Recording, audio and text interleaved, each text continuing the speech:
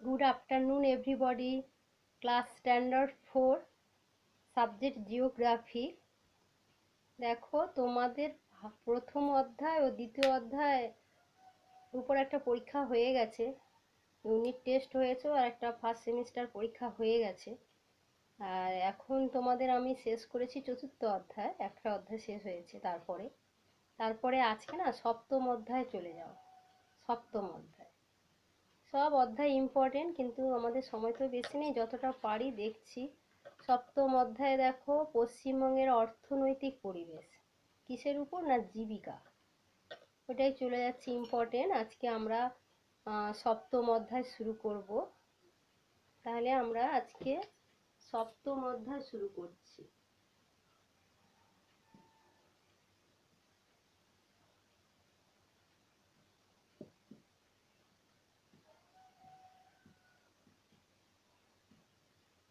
সপ্তম অধ্যায়ে কি আছে? পশ্চিমবঙ্গের অর্থনৈতিক পরিবেশ। পশ্চিমবঙ্গের অর্থনৈতিক পরিবেশই আমাদের চলছিল। আমাদের যে তৃতীয় অধ্যায় শেষ করলাম, ওখানেও পশ্চিমবঙ্গের অর্থনৈতিক পরিবেশ কিসের উপর ছিল? অর্থনীতিটা কৃষিজের উপর, মৎস্যের উপর আর বনজ সম্পদের উপর। এইবার আমাদের জীবিকা কি?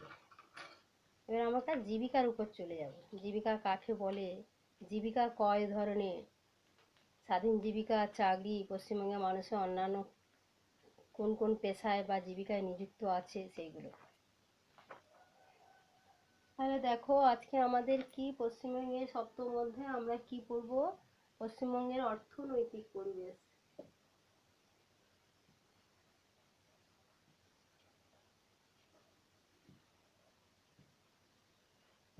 পশ্চিমবঙ্গের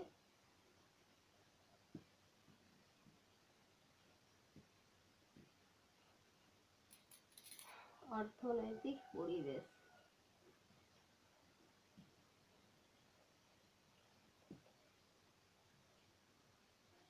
অর্থনৈতিক পরিবেশে কি বলবো? জীবিকা।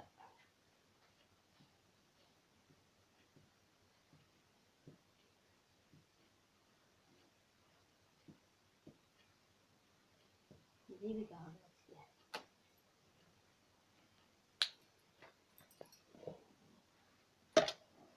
দেখো আমাদের বেঁচে থাকার জন্য 75 পেজ খোলো সবাই, শুরু করছি। দেখো সবাই, আমাদের বেঁচে থাকার জন্য প্রতিদিনই নানা রকম জিনিসের প্রয়োজন হয়। আমাদের বেঁচে থাকার জন্য প্রতিদিন নানা জিনিসের প্রয়োজন হয়। এগুলিকে আমরা বলি নিত্য প্রয়োজনীয় জিনিস। যেগুলো প্রতিদিন আমাদের দরকার হয় সেগুলোকে আমরা কি বলি? নিত্য প্রয়োজনীয় জিনিস। প্রয়োজনীয় আবার নিত্য মানে প্রতিদিন দরকার। প্রতিদিন, নিত্য, নিত্য মানে রোজ, রোজ দরকার মানে প্রতিদিনই দরকার। এই নিত্য প্রয়োজনীয় জিনিসগুলিকে বিভিন্ন স্থান থেকে ও বিভিন্ন মানুষের কাছ থেকে সংগ্রহ করতে হয়। নিত্য প্রয়োজনীয় জিনিসগুলো কি? বিভিন্ন স্থান থেকে, কোনো একটা জায়গা থেকে বা বিভিন্ন মানুষের কাছ থেকে আমাদের সংগ্রহ করতে হয়। এর জন্য প্রয়োজন হয় অর্থ বা টাকা। আর এই নিত্য প্রয়োজনীয় জিনিসগুলি সংগ্রহ করতে গেলে আমাদের কি লাগে? প্রয়োজন হয় অর্থ বা টাকা লাগে। তাই আমাদের বেঁচে থাকার জন্য কাজ করে অর্থ উপার্জন করতে হয়। তাই আমাদের বেঁচে থাকতে হলে কি করতে হবে? কাজ করে অর্থ উপার্জন করতে হবে, অর্থ বা টাকা। অর্থ বা টাকা রোজগার করার জন্য আমরা বিভিন্ন রকমের কাজ করে থাকি, অর্থাৎ আমরা কাজের বিনিময়ে অর্থ উপার্জন করি। আমরা কাজের বিনিময়ে অর্থ উপার্জন করি। এবার দেখো জীবিকা। জীবিকা দেখো একটা সংজ্ঞা দেওয়া হয়েছে। জীবিকা জীবন ধারণের জন্য এবং অর্থ উপার্জনের জন্য আমরা যে কাজ করি তাকে বলা হয় জীবিকা বা বৃত্তি। জীবিকা বা কি বলবো? বৃত্তি। তয় তয় হস্যই, বৃত্তি। তাহলে জীবন ধারণের জন্য আর অর্থ উপার্জনের জন্য আমরা যে কাজ করি তাকে বলা হয় জীবিকা বা বৃত্তি। এই জীবিকা বা বৃত্তি কাকে বললাম? আমাদের জীবন ধারণ করতে হবে আর না অর্থ উপার্জন করতে হবে, এর জন্য আমরা যে কাজ করি তাকে বলা হয় জীবিকা। ম্যামরা স্কুলে পড়ায়, ম্যামরা কাজ করে, তাই না? আবার কেউ কেউ অফিসিয়ালি কাজ করে, অফিসে কাজ করে, বাবারা কেউ কেউ চাকরি করে, কেউ ব্যবসা করে, বিভিন্ন কাজ করতে হবে, তো কাজ করি। দেখো জীবিকাকে দুই ভাগে ভাগ করা হয়েছে একটা চার্টের মাধ্যমে। দেখো জীবিকাকে দুই ভাগে ভাগ করেছে, একটা দেখো স্বাধীন জীবিকা ও চাকুরি, ঠিক আছে? তাহলে জীবিকাকে কয় ভাগে ভাগ করেছে? দুই ভাগে। একটা হচ্ছে স্বাধীন জীবিকা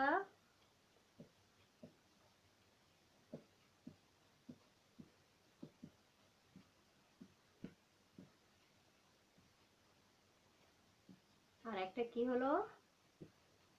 চাকরি।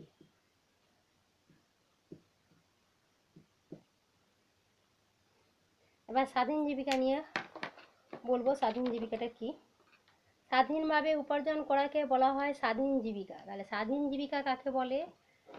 প্রশ্ন থাকবে, যে যদি থাকে লিখবে স্বাধীনভাবে উপার্জন করা। কেমনভাবে স্বাধীন? দেখো এই জীবিকায় নিজের পছন্দ মতো স্বাধীনভাবে পরিশ্রম করা যায়, নিজের পছন্দ মতো।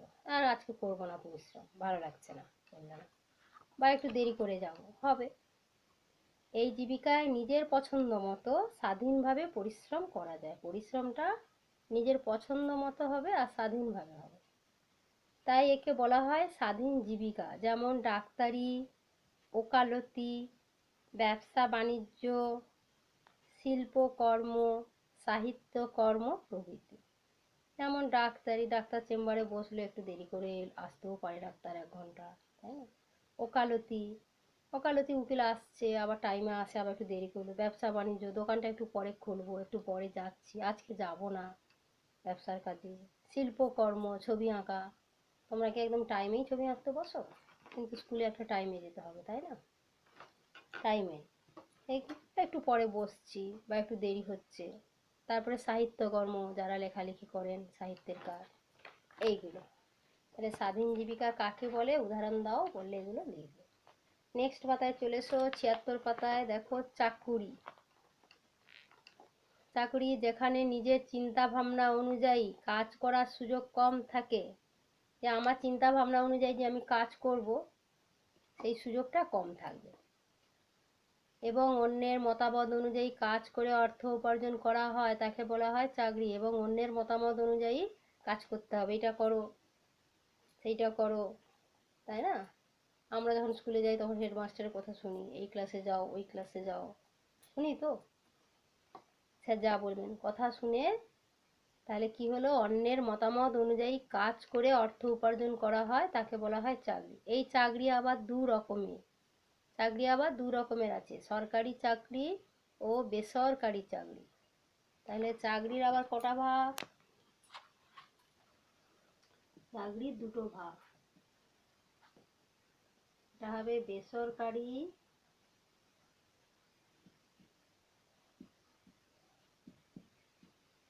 আর একটা কি হবে?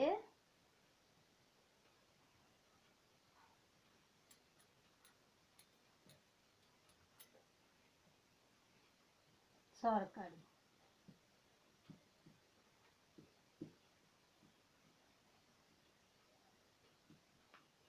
একটা বেসরকারি আর একটা কি হবে? সরকারি, ঠিক আছে? তাহলে জীবিকাকে দুই ভাগে ভাগ করলাম, স্বাধীন জীবিকা, চাকরি। স্বাধীন জীবিকা নিয়ে বললাম স্বাধীনভাবে উপার্জন করা, ওকালতি, ডাক্তার, সাহিত্যকর্ম, শিল্পকর্ম প্রভৃতি। এবার হচ্ছে চাকরি। চাকরি কি হয়? সেখানে নিজের মতামত অনুযায়ী কাজ করার সুযোগটা কম থাকে, অন্যের মতামতের উপর নির্ভর করে কাজ করতে হয়, তাকে বলা হয় চাকরি। চাকরি দু ধরনের, সরকারি চাকরি ও বেসরকারি চাকরি। তারপর দেখো একই জীবিকা স্বাধীনভাবে আবার চাকরি হতে পারে, একই জীবিকা স্বাধীনভাবে আবার চাকরি হতে পারে। যেমন কৃষি কার্যে কৃষক যদি নিজের জমিতে চাষ করেন তাহলে সেটি স্বাধীন জীবিকা।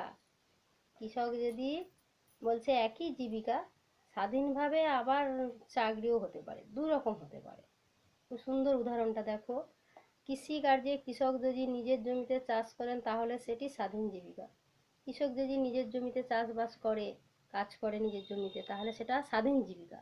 কিন্তু যদি অপরের জমিতে চাষ করেন তাহলে আবার চাকরি হিসাবে গণ্য করা হয়। কৃষক যখন নিজের জমিতে চাষ করছে, ধান কাটছে, বিচে, একটু পরে যাবে, একটু দেরি করে কাজ ছেড়ে আসছে, আর বিকেলে যাবে না, একটানা করে আসলে একটু দেরি করে, তখন তার স্বাধীন।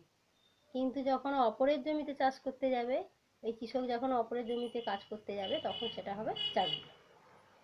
কোনো উকিল বা শিল্পী যদি কোনো সংস্থার অধীনে কাজ করেন, সেক্ষেত্রে তাদের পেশাটিও চাকরি হিসাবে গণ্য হবে। এই যে বললাম না, ওকালতি করা, শিল্পকর্ম, যখন কোনো একটা প্রতিষ্ঠানে কাজ করতে হবে তখন চাকরি। তোমাদের যেমন ড্রয়িংয়ের স্যার আসেন, শিল্পকর্ম করেন, কাজকর্ম, তাই না, ছবি আঁকেন, একটা টাইমেই আসতে হয়, একটা রুটিন অনুযায়ী চলতে হবে অফিসের, সেটা হচ্ছে চাকরি। আর তুমি বাড়িতে আঁকাআঁকি করছো, তুমি ঠাকুর তৈরি করছো, কিছু ছবি আঁকছো, তখন সেটা হবে তোমার স্বাধীন জীবিকা। আর তুমি যখন কোনো সংস্থার অধীনে কাজ করছো তখন সেটা হয়ে যাবে চাকরি, সেই পেশাটা তখন চাকরিতে পরিণত হয়ে যাবে।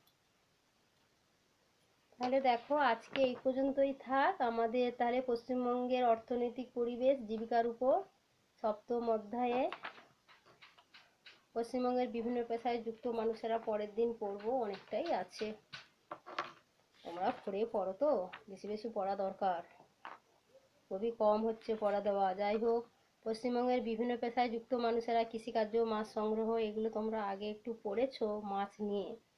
হ্যাঁ, এবারে আর একটু অন্য কিছু আছে, গবাদি পশু, হাঁস মুরগি পালনটা, বনজ সম্পদ সংগ্রহটাও তো একটু পড়েছো। ঠিক আছে, আজকে এই পর্যন্ত থাক। তাহলে পেজ নাম্বার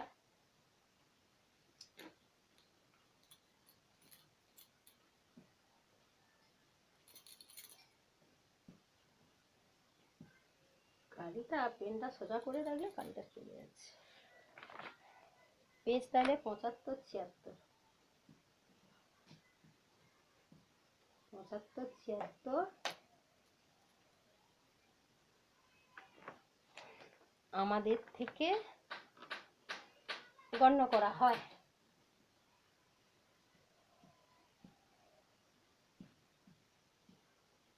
আমাদের থেকে